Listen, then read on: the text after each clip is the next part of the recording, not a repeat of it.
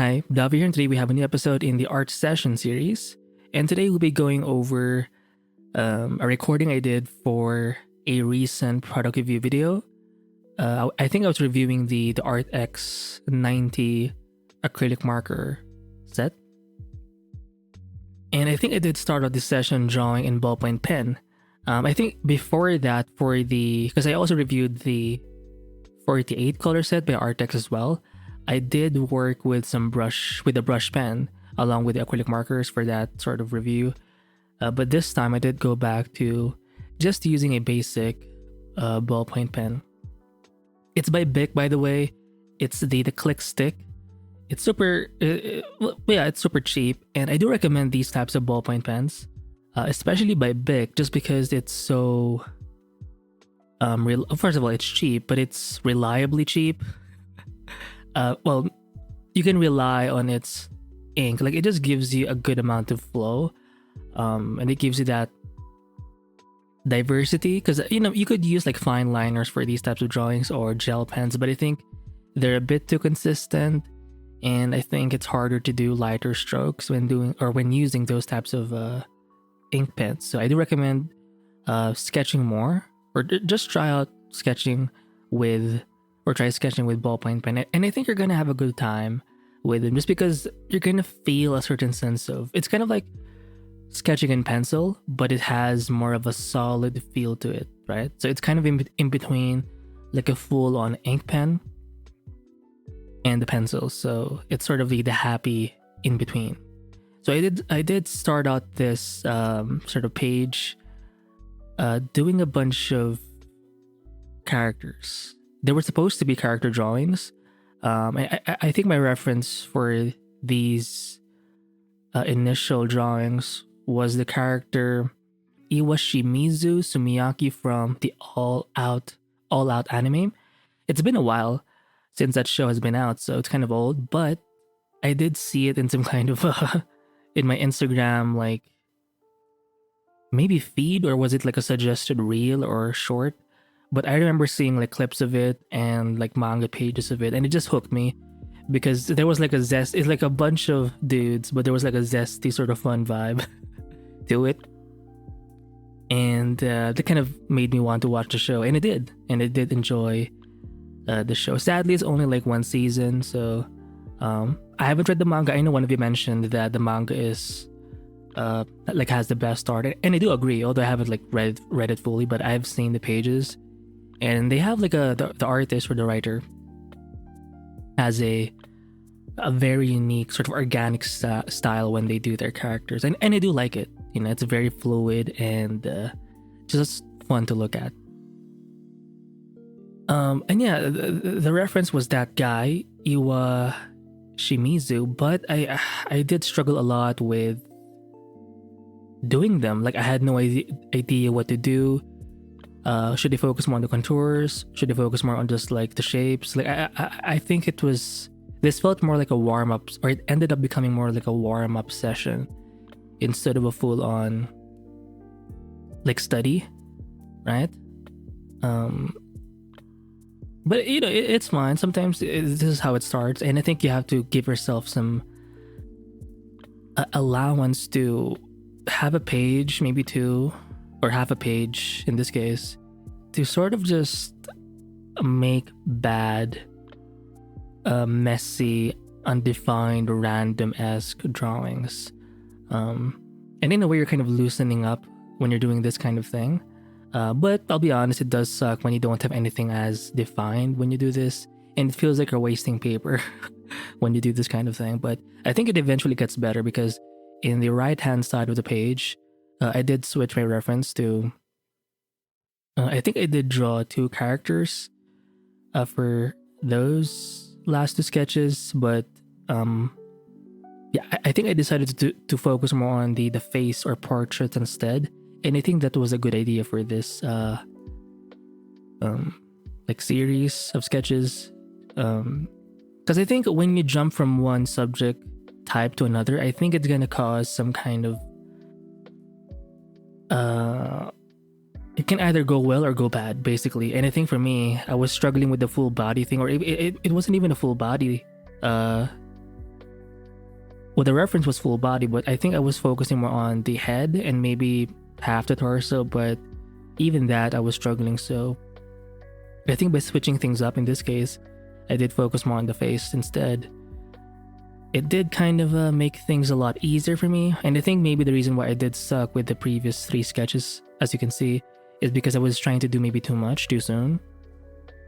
So for me at the time, I think I made a good choice in just focusing more on the face. Now for the face that's being drawn after the 3 gesture sketches, I know, yeah, I did have a reference, but it was someone else's artwork. It was a fan art of Makima. So I did like the pose, and yeah, I think it's nice to draw with ballpoint pen because you can sort of lay things out with these super gestural loose strokes, but they're not going to be as heavy or as thick because ballpoint pen just gives you that range of intensity, which I think is very useful for these types of approaches where you're not very immediately direct. Because there are some artists out there who just immediately dive in with like a brush pen without any sort of guidelines. But if you're someone who likes to figure things out and you want some lay-ins or some guidelines, I think using ballpoint pen is just the best way to go. So whenever I try or do these like heads, I usually start with like the overall like shape. It's going to be like a one big circle, and then I try to block it with a the neck part essentially to show where the chin begins and where the neck begins, right? And then I draw a little bit of the torso, but just the neck or the clavicle parts, but that's it. I mainly focus on just the face. And I think for this session, or for the sketch above Makima, Makima is the character at the bottom right. The one above her is the character Iwashimizu Sumiyaki. So I did instead of drawing like the full body, I decided to just focus more on the face instead, and I think that was a good choice as well. So I think because of this session, the following sessions were just about portraits and basically just head studies or face studies. And if I did draw something else, it would be like the upper part of the torso, but the main focal point would just be the face. And yeah, it was actually this video that I did get a couple of comments. Sorry, just drinking coffee here. Telling me that you enjoyed seeing me, or you wanted to see me draw more in my sketchbook, in ballpoint pen, or just traditionally. So I may be doing more of that. But the thing is, just to be clear and honest, it does take a bit of a setup because I have my desk is wide, but the length is short, so I don't really have like space as much. I mean, I could have or make space by mounting my big tablet on a monitor arm, which I usually do. But the thing is, whenever I draw with my big tablet with my monitor arm, the shaking is just not good for me. For those of you who have monitor arms, you know the feeling of your tablet shaking too much. And I just can't handle that instability whenever I draw with my tablet. So I had to like demount it, or sort of unmount, Jesus, and put it back to the ground or to the actual like tabletop or desktop. But the thing is, because my big tablet is now in my desktop or tabletop, and now I have less space. So maybe in the future I'll need to maybe buy a different kind of sketchbook where it's just shorter, because I don't sketch that big anyway, so it doesn't make sense to have as big of a pad to draw with. Most of my sketches are in this like thumbnail size where it's just about the size of my hand, more or less, which I think is the best way or the most comfortable way for me to draw, especially traditionally, because obviously when you're doing things digitally, you can zoom in, zoom out, so you have like way more room. But yeah, I did try to draw the collar on the collar. Jesus. Because I've seen some, because the anime All Out, or the manga, it's based on rugby, the sport of rugby. And I've seen some rugby players have uniforms where they have the collar and some where they don't have the collar. The collar. Jesus. And I think I do prefer the collars more just because it has a bit of like class and sophistication there. Like I normally don't see it. And maybe in tennis, I've seen some players wear a polo kind of shirt where they have those colors, but collars. Fuck. I think it's getting a little outdated, kind of sad, but it's pretty cool. Oh, by the way, the video may loop in the background because it's a short video. I have 2 more sketches that I'm gonna draw. Beyond Makima and the Iwashimizu or Sumiyaki guy. So we're gonna talk about that in the next video, but just because it's kind of how the recordings happened. Like I remember doing these recordings and I did it with like 10-minute sessions, or I did it via 10-minute sessions. And it felt way more manageable that way because I think I was getting a little pressured with, because I had no idea what to do, what to draw. So I just wanted to sort of commit to something for like 10 minutes. And I think, it worked for me. Sometimes you don't have to draw for like a full 30 minutes, an hour. And I think if you think that way, where you have to draw for a long time, I think you're less likely to do it. But if you just commit to like 10 minutes, I think you're more likely to want to do another 10 minutes after those 10 minutes. So I think that's a good bit of advice to have, especially if you're someone who's, you're busy, you have like you have a busy schedule, or maybe you just have trouble studying or committing to making time for art. Because, by the way, I don't believe in the idea that you're like, if you don't feel like doing art, you're not meant to be an artist. Because I've seen other artists make that claim where you're just not really meant for it if you don't want to do it every day, that kind of thing. And I think it's a little too strict, because I think it's very possible to want something but not feel like doing it. Sometimes it's really more about your environment. Sometimes you're just in a bad mood. Sometimes you're just, maybe you're sick. Maybe you have just not good strategies. I think before you default to saying things like, oh, this thing is not meant for me, maybe your strategies, the way you're doing it, the means of which you do something, maybe that's the issue. Maybe it's not the actual, maybe the issue isn't the fact that you don't love it enough. It's just your methodology, your technique is probably just not there. Or maybe just lack the experience of feeling that sense of dread, or that feeling of of wanting to procrastinate, of trying to postpone things, of feeling that doubt.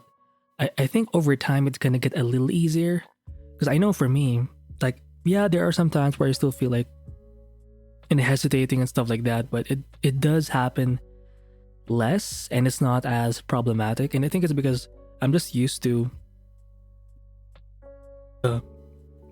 those feelings. I feel those feelings, and then eventually I do some art, I sketch something, draw something, paint something, and then it happens again, and I keep going through those cycles. And I've done those cycles so many times that I'm kind of just used to I'm just more aware, right? Like I know when I'm in that slump, right? Because it's always gonna go up and down. Sometimes you're gonna be all motivated, excited to create something, right? And just dive into art. And sometimes you're gonna have some downs where you're just not feeling like it, where you're just you don't even know where you're doing art. One of those days. It's gonna happen, but again, with experience, with just getting used to these cycles of ups and downs, it's just gonna eventually get easier for you to go through these emotions.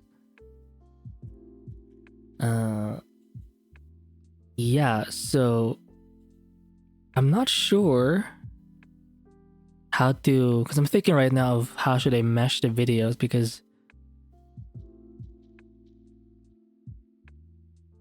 Yeah, my mind is blanking right now, but I could have maybe done the video a different way. Just looking how I have my videos or my recordings of the time lapse thingies are split up, but I'm not supposed to be talking about these things because this is just sort of a behind the scenes kind of thing. But um, oh yeah, some advice. Maybe you haven't noticed, but in the beginning of the recording here, maybe it's been looping now. Who knows? The light was too bright, and thankfully I did notice that very soon in the video. It was basically so bright, like you couldn't even see the lines at this point. And I do recommend, by the way, when you're trying to record your sketchbook sessions, especially if you're drawing traditionally, buy yourself one of these like spotlights. I'm not sure what mine is called, but it's like a circle, sort of flat, diffused light, where it's not like a lamp where it's very like strong. It's sort of, it's a light source, but it sort of diffuses the light in a very even kind of way. And that's what I have been using for these sketchbook sessions, and it has been very helpful. You can change like the intensity of the light. You can also change the like how warm or cool it is. It has like 3 settings, like minus 3 settings: warm, cool, and that thing in between. It's very convenient. And yeah, and I have enough range of like brightness, which is so it's nice to have. And it's way better than a lamp, because a lamp can be so intensive or strong and can like brighten up the whole thing to the point where you can't even see anything. So having that adjustability, that flexibility is very it's cool and it's very useful, and I'm glad that I have this new spotlight with me. Should I buy another one? I don't think so. I think one is enough. But yeah. So if you're planning to do like recordings of your sketchbook sessions, I do recommend buying yourself a spotlight that has this diffused kind of lighting.